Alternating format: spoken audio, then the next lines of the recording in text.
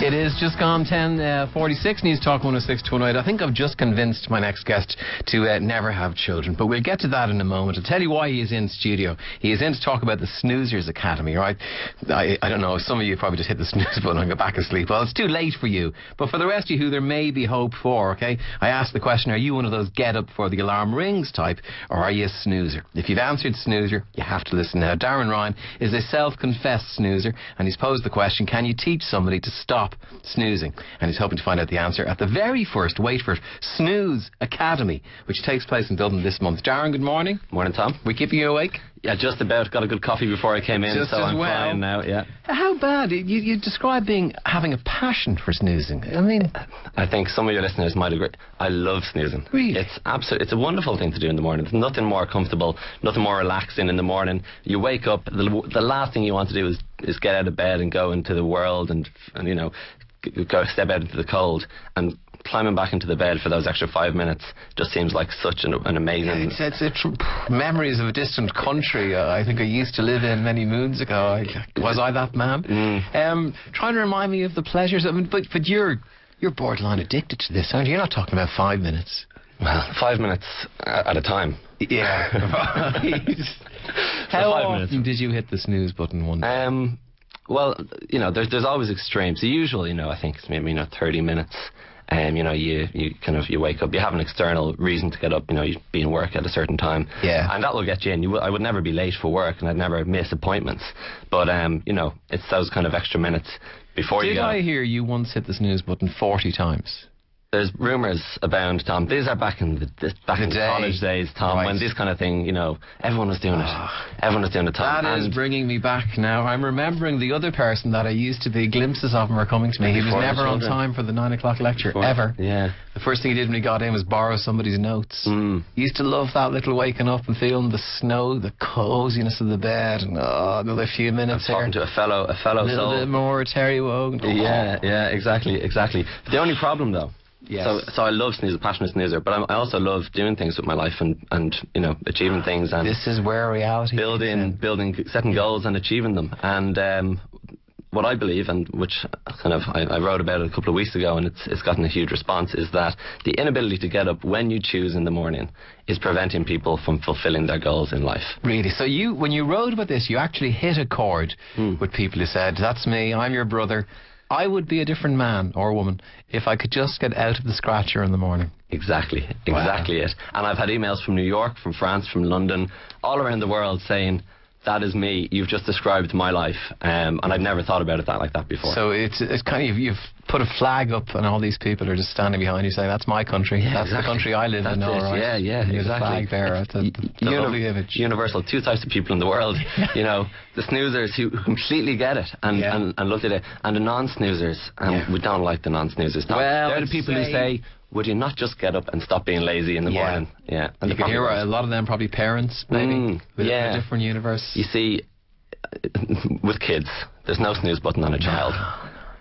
Which is one of the best techniques that you can actually use to get up in the morning, is to actually have a child. And it's the end of all snoozing. I have heard worse reasons to have children. So, you know, maybe that's one of the things we'll introduce in the workshop. That's a very dramatic way to end snoozing. Well, desperate times, and Tom, desperate measures. A very dramatic way to end sleep also. And I speak to you with extreme experience this morning in particular. I say, last night was a last minute if you can't get to sleep. So when you said when it struck a chord, are you really going to try and see if you can curtail people snoozing and teach them to snooze less? Tom, I don't have a choice. Tell me more. So the blog I wrote was about snoozing and my own passion for it, but also I've had some success in curbing this passion of my own. Right. I'm 4 days since my last snooze. Gotten up in the morning, done some great things, and just, you know, feel so much more full of energy. But the idea is, can you teach this? People have given up. People have given up who are snoozers. People call me and say, you know, I've tried things, and you know, they look online. There might be one or two tips online. Some people say, you know, just put your alarm clock the other side of the room, Darren, and that will get you up. But sure, once you're up, you're up. No. Not with you. No. And not with anyone who's a snoozer. You get some grade 1 snoozers, that'll work for them, you know, kind of people who like to snooze 5-10 minutes. But kind of grade 2, as I call them, you know, people who are really passionate snoozers. You know, you wake up, you get out of bed, you're not even awake yet. Yeah. You turn off your arm. You're in subconscious mode. You hit the alarm button. Climb back into bed. You're back in that scratcher. And you're asleep before your head even hits the pillow again. So doing that, doing that helps. Yeah. That's one thing you can do, but it needs to be part of a bigger package, which I've developed over many years of in-depth research, practice, and actually working through it with a few friends as well. You're making this up. Yeah. Did you really do many years of in-depth practice? No, genuinely, yeah. Now, come on. Yeah, well, just for my own benefit. Right. Just my own benefit. Because I had all these goals that I wanted to go and achieve, and I was looking at them. I said, what's the one thing that's stopping me from getting fit? Yeah. I choose to do other things in the evening times, hang out with friends or work later. So what's the one thing? Getting fit. Reading more. Yeah. Taking some time, meditating in the morning, just kind of getting into the day in a good way, or even just getting up 10 minutes earlier, so you're not rushing out the door, so you're not throwing breakfast into you, so you're not having a shave while you're brushing your teeth, while you're throwing one leg into your trouser pants. Yeah, I worse than that this morning, I'll tell you. And starting the day in a bad mood. This morning, going up. There was a lot of bad mood going on this morning. And a chance to do your hair well as well. You're talking, people will go to an actual workshop. Yeah.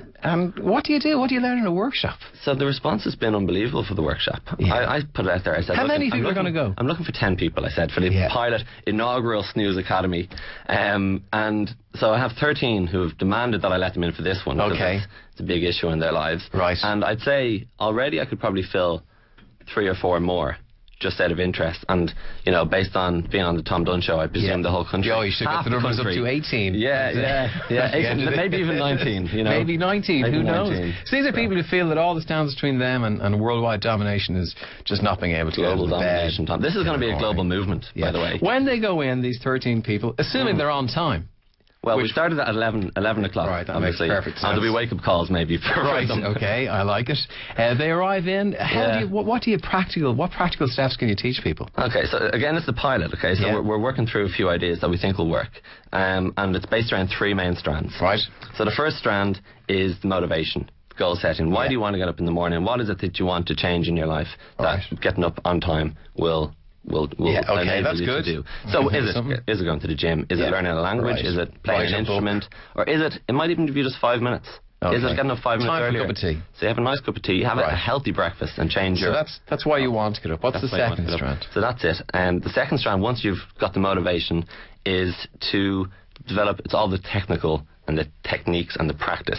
So there's about 6 or 7 key things you can do in the morning. I don't want to give them all away here, obviously, because I'll sell myself out. But so things like what people say, like putting the alarm clock on the other side of the room, do work. Having a glass of water beside the alarm clock does work.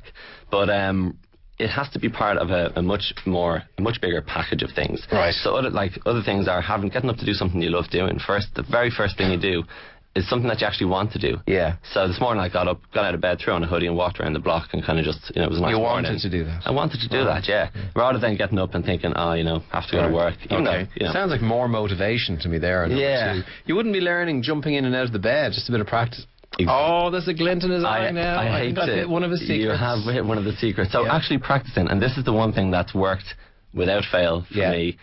It sounds very kooky, very ridiculous to do it. Yeah. But practicing getting in actually, and one of the things we'll do at the workshop is, imagining you're in bed, wait a few minutes, get as comfortable as you can, get into that mindset where you're just about to wake up. You are one with the bed. And then jump out. And then the alarm goes off. And what do? You jump out, you smile. Yeah, listen, if you think about it, how many times... I was trying to do the math. How many times have I snoozed in my life? Well, I'm getting the final strand. Is that the clincher? Final strand is the thing that ties it all together. It's building a network of ex-snoozers who will support and motivate each other and hold each other to account for very important. So you declare to the world, you declare to your network, here's what time I'm going to get up at tomorrow, and here's what I'm going to do, and it makes it. You say it publicly. You say it, put it out there. Losing weight or anything like that. Declare it publicly. Declare it. People hold you to it. Exactly. Very good. You have 13 people heading in. How much do you charge? Well, the initial one we're just charging at cost. Which is just €20 for the first one. 20, okay. €20 for the first one. Just to we have external facilitators coming in. Right. We have actually really, really experienced and brilliant facilitators who've gotten on board. Anyone I've asked about this to get on board it's unbelievable. I thought it would be a blog and maybe 10 people sign up and that would be the end of it. Yeah. I'm thinking, actually, unfortunately, I'm reluctant to do this, but I'm going to have to start a global movement. I think you will. You could say, Tom, it began here. Yes, I will say that. Don't worry. I'll say that whether it starts here or not. Exactly. You me. Is there a place they can go to? Is there a website or anything like that? There is. Yeah. There's www.snoozeacademy.com, which was just launched yesterday, and they can fill in their details there. If they want to hear more about it, it's just a holding site, or they can find us on Facebook and get all the tips and all the tricks and hear about the workshops. Darren, snoozeacademy.com. Academy, excuse me. People are saying the world of snooze has changed. Those who relied on old phones, the old alarm clocks, used to get a 5-minute snooze time, whereas the more modern iPhone now has a 9-minute snooze. That's a game changer there from Paul and Cork. Who invented the snooze button? That's what I want to know. Great. Lots to answer for. Great question. The snooze answer is that the alarm clock that shreds a €50 note if you don't get up. That's a good one. There's your motivation, all in one. Get them to get in touch with me. Surely this is the difference between larks and elves. Society is geared towards larks and elves. We're at a disadvantage. I hate going to bed early. I'm getting up early. I love to start work at 11 a.m, finish late because I'm not productive at 9 a.m. Nothing makes me want to get up early, says Aoife. Have a child. All that will change. All that will change out of recognition. You won't know yourself. Tell her to get in touch. Yes. Darren, lovely talking to you. Still to come, George, is this week's movies. And guess what? I have a genuine cyborg in the studio. You'll probably pass him on the way out. Say good morning, cyborg. So all that's on the way. 53106 for your text.